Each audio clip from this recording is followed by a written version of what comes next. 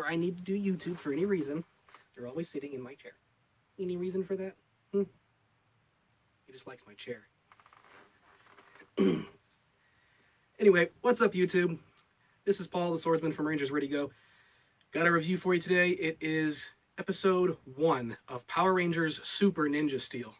Well, they're calling it episode 1, even though technically it's like 23rd episode in the entire series.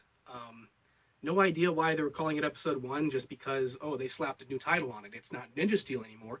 It's Super Ninja Steel. Really? Now you act like you want down? Maybe he likes the camera, who knows. Anyway, this episode starts out with Sledge, Poisandra, Wrench, and a few other random enemies from Power Rangers Dino Charge, returned through a wormhole. As you know, at the end of that series, they were sent into a wormhole, never to be seen again. So, but apparently we're seeing them again. They come out of the wormhole, and they find the wrecked ship of Madame Odious and Galvanax and all their goons, and they actually board it because the asteroid, their instruments on their ship detected Ninja Super Steel inside the asteroid, which again is a little bit strange. You want down now? You want down now? Okay, you get that now. How does their instruments detect Ninja Steel? I have no idea. Again, it really doesn't make a whole lot of sense. But they want it, obviously. So they board the ship thinking it's completely destroyed. Find out that it's the ship that did the TV show Galaxy Warriors. So Sledge decides, okay, well, let's scrap this place and get rich. Take the Ninja Super Steel and get rich. Well, obviously, that's when Madame Odious decides to show up, and she says, oh, well, I'll scrap you. I'd like to see her try. I didn't really care much for Sledge in Dino Charge. He was attacked on American villain, but I think in an actual bare knuckle fist fight between Madame Odious and Sledge, I think Sledge is going to take her, but that's neither here or there. This whole situation presents a good opportunity. You at least think it would present a good opportunity. You've got the enemies from Dino Charge with the enemies from Ninja Steel. Let's have a Ranger collaboration. Let's bring back the Dino Charge Rangers and put them with the Ninja Steel Rangers. They'll team up and they'll take on this, even stronger force of enemies. No, they don't do that. Sledge bargains with Madame Odious, says that he will fix her ship as long as she gives him the asteroid. And of course lies about its nature, just saying, oh, well, my wife, Poisandra, she likes rocks, particularly asteroids. And if he wasn't made of metal, you would have been able to see a bead of sweat roll down the side of his head, because he was lying through his teeth, or his grate. Anyway, he fixes the ship, fixes the Galaxy Warriors stage and the show. She lets him go. He tows the asteroid away, but not before one of the monsters that Sledge had captured decided to work for Madame Odious instead, and busted out Sledge's secret of why he wanted the asteroid. Told him that it contained Ninja Super Steel. And, well, what does she do? She obviously extracts it before giving him the asteroid. And they send Sledge and his gang on their merry way. Don't see him for the rest of the episode. This was only 5 minutes in, and they're gone. Bye. Wasted opportunity. Wasted Saban. If you don't bring them back in the next episode, or at least the next couple episodes, and reintroduce the Dino Charge Rangers for some kind of team-up, I'll be so disappointed. It's been so long since you did a crossover team-up. You used to do it all the time. You did it way back since Zeo and Power Rangers in Space. You were merging these things together. I mean, you merged Lost Galaxy with Lightspeed Rescue, and you did, well, technically Disney had it during a lot of that, but you were still an executive producer. It was still your show, basically. Not your creation, but your show. So, again, I really hope I see them do some kind of team up, because everyone knows that the Dino Charge Rangers are my favorite. They're my favorite Rangers. I love Zuden Sentai Kyoryuger. It was my favorite Super Sentai of all time, and that's saying a lot. You guys don't think so? Watch it again. You know what I'm talking about. Um, I'm still getting ready to start watching Uchu Sentai Q Ranger. I've only seen bits and pieces here and there, enough to form an opinion based off of just first thoughts. But we're talking about Super Ninja Steel here, so getting back to it. After that whole skit with Madame Odious and Sledge, and she lets him go after extracting the Ninja Super Steel from the asteroid, we of course cut to the kids, the Rangers, at going back to high school. How old are these kids? And it shows Levi, the Gold Ranger, going to school with them. In last, when they introduced him, wasn't he on some kind of huge world tour? Traveling the world, playing music? Wasn't he some kind of famous person? Now he's just going to high school? He's supposed to be a couple of years older than his brother Brody anyway. Shouldn't he be out of school? Shouldn't he have graduated quite some time ago? What is he doing back in high school? Well, all of a sudden, out of the blue, you see a TV commercial with the ass clowns, Victor and Monty, selling their miracle monster repellent.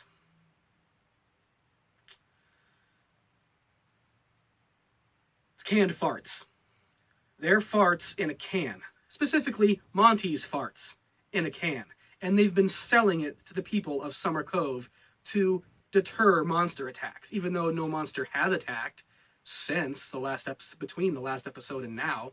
So how do they know that it works? Well, they escaped, obviously, in the last episode from the Galaxy Warrior spaceship with Monty farting all over the place. That obviously caused the monsters to choke up, and they got away using the teleportation device. There was a poll on Neo Saban Power Rangers YouTube page.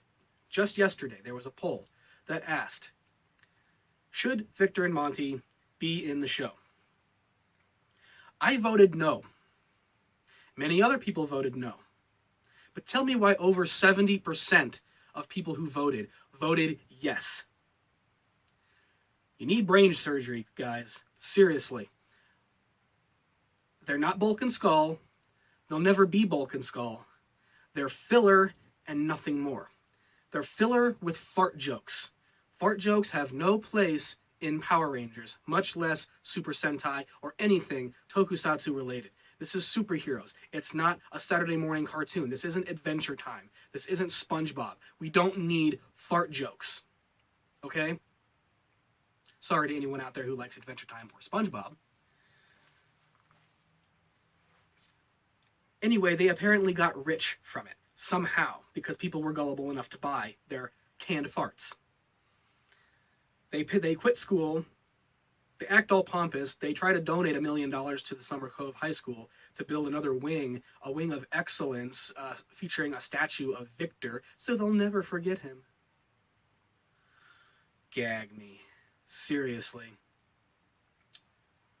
Well, that obviously backfires on them, because when Odious and her monsters decide to attack Earth once again to get the power Ninja Nexus Star to repair it and turn it evil, a group of people, of civilians, actually run up to Odious and her monsters and spray them with canned farts. After Smellephant, the monster that Odious had summoned, snorts it all up. Gross. That's probably the worst thing I've ever seen in a Power Ranger series. An enemy monster smelling a visible fart. Like literally snorting it all up. And there's a dog barking again. I thought I moved away. I moved here to this house to get away from dogs. Oh my goodness. I hope you guys can't hear that. That's really annoying. I've got dogs here. I've got cats over here. It's nuts. Distractions aside, it didn't work.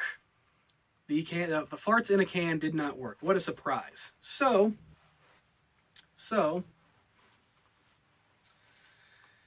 They get mad, and Victor and Monty go bankrupt because they had to return their funds from selling their canned farts, their miracle monster repellent.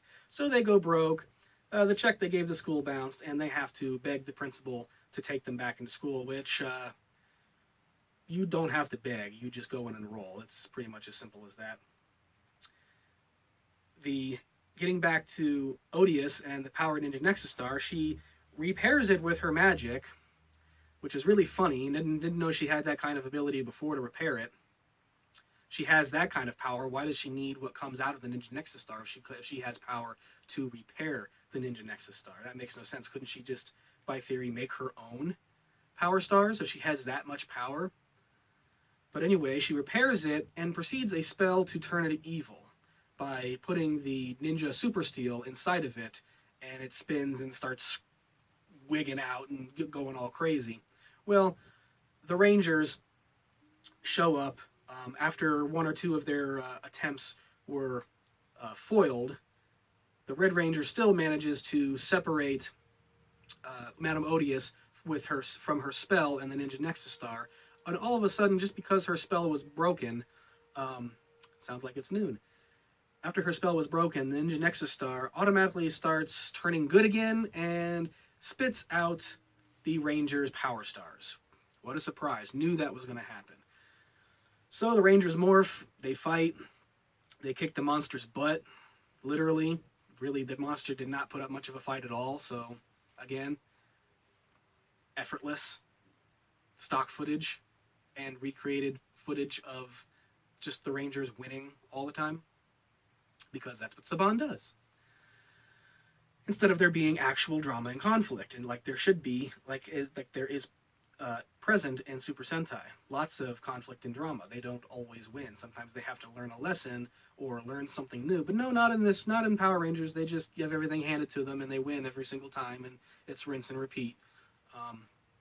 But yeah, like I said, it's rinse and repeat, and that's pretty much the sum of episode 1 of Power Rangers Super Ninja Steel, which is basically just Power Rangers Ninja Steel episode 23. I have no idea why Saban has to do all this complicated stuff, changing titles and making you think it's a completely new series. No, it's not. It's episode 23 of Ninja Steel. Deal with it.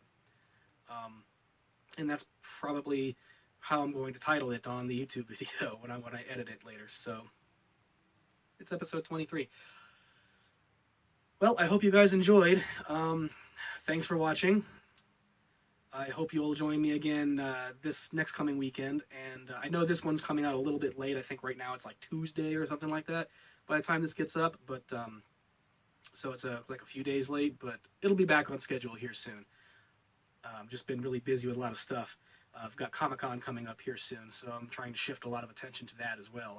As you all know, I'm big into Comic-Con, and I can't miss it for the world, so I'll die if I do, literally. So be sure to like, share, and subscribe if you haven't already. Feel free to leave comments down below. Tell me what you guys think of this episode. Do you enjoy Victor and Monty? Do you enjoy farts in a can? I know I don't. I know I really don't. I really hope we don't have any more fart jokes for the rest of the series, because after the last few episodes, I just can't deal. I can't. But I'm going to watch them and review them anyway, just for you guys. So, this is Paul the Swordsman from Rangers Ready Go. Later.